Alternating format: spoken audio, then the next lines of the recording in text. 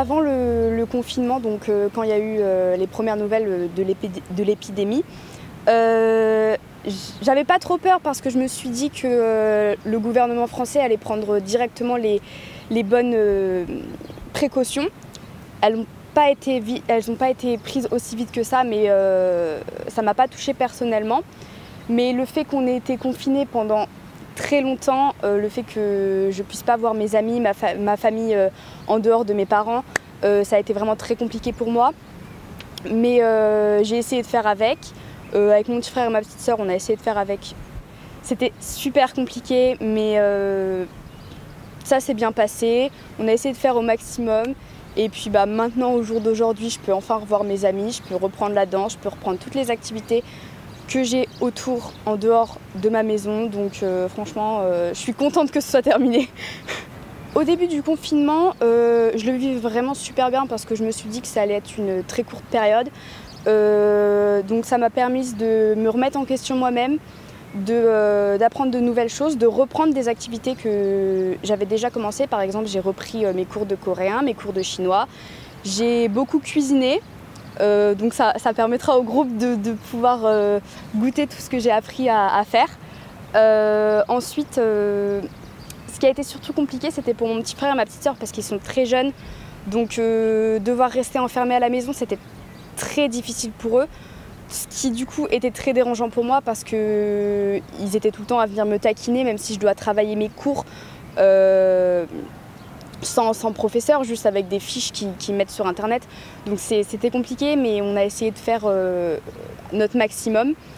Et même le fait de ne pas pouvoir voir mes amis, c'était vraiment très embêtant parce que je suis quelqu'un de très sociable, donc j'aime beaucoup être au contact des gens. Après, on avait quand même des groupes où on pouvait se parler, mais c'est pas pareil que de se voir de face à face. Pareil, au niveau de la danse, on se voyait toutes les semaines. Pendant les vacances, on se voyait tous les jours. Il y a eu cet arrêt brutal où on s'est plus vu du tout.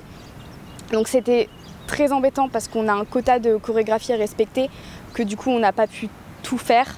Même là, on avait des spectacles, ils ont tous été annulés. J'avais des concerts de prévus.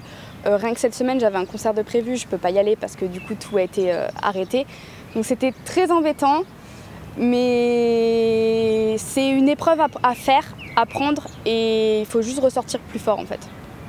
J'ai de la famille qui est très sensible médicalement. Je savais que la meilleure chose à faire, c'était de rester chez soi pour mon bien, pour le bien de tout le monde. Donc c'était compliqué, mais on se faisait des appels vidéo, des trucs comme ça pour quand même se voir, même si c'est pas face à la personne.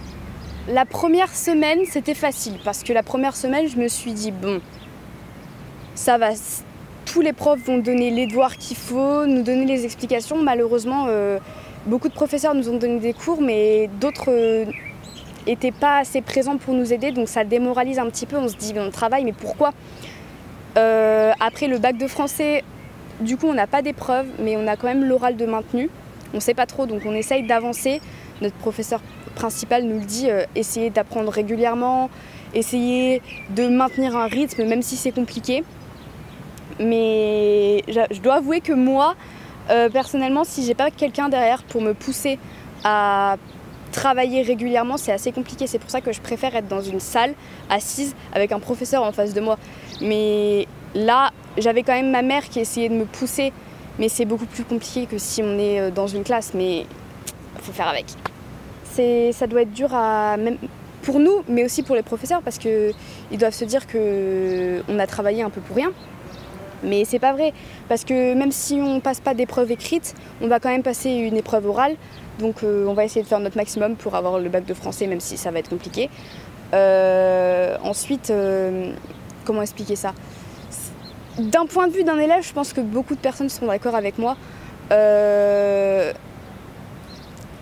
Travailler régulièrement pour essayer de combler le manque d'un professeur, c'est compliqué. Surtout, je sais que j'ai des amis en terminale qui du coup ne passent pas le bac, donc ils pensent que ça sert à rien de continuer à travailler, mais ils doivent quand même pour leur vie future, quoi. Personnellement, moi, ça m'a permis surtout de me rendre compte à quel point il y avait des matières que j'aime vraiment beaucoup et qui sont un peu indispensables pour ma personne parce que ça me permettait de me détendre au cours de la semaine. Par exemple, je suis des cours de dessin, donc c'était un petit peu le moment d'évasion. Tout a été coupé brutalement, donc ça c'est vraiment une des choses qui me manquait le plus. Pareil pour la danse, c'était vraiment quelque chose qui me permettait de me libérer, de me sentir mieux, d'avoir un contact avec quelqu'un qui n'est pas forcément du lycée. Donc c'était vraiment très embêtant.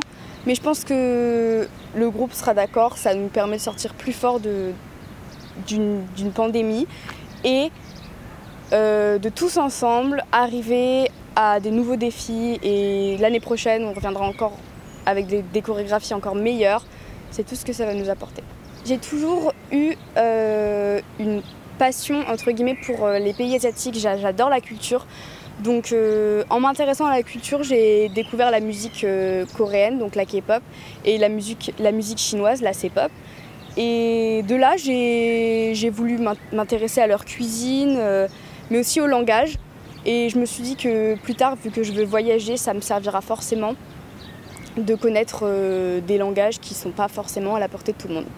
La cuisine, j'ai toujours aimé faire ça, donc j'en ai toujours un peu fait. Mais je dois avouer que depuis le début du confinement, je fais beaucoup plus de gâteaux, de pâtisserie, tout ce qui est possible en fait, parce que j'ai un petit peu rien à faire. C'est un plaisir et après donner ça à ma famille et un petit peu leur faire oublier qu'on ne peut pas sortir, on ne peut pas voir ses amis, on ne peut pas aller à l'école. Donc par ma pâtisserie, j'essayais un petit peu de leur donner une once d'espoir.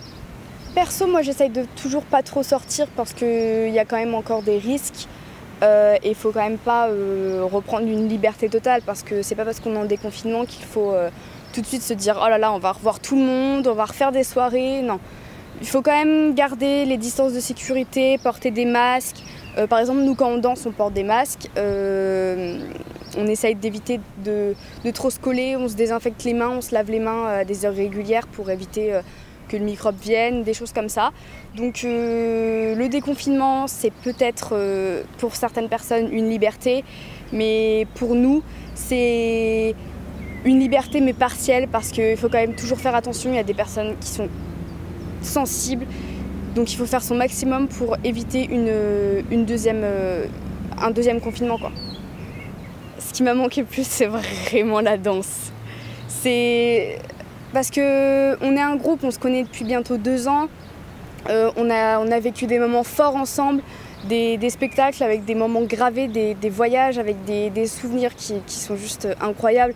Donc c'est sûr qu'on se voit souvent, on se partage tout, donc c'était vraiment compliqué, donc je suis vraiment contente de les revoir parce que c'est vraiment un soulagement.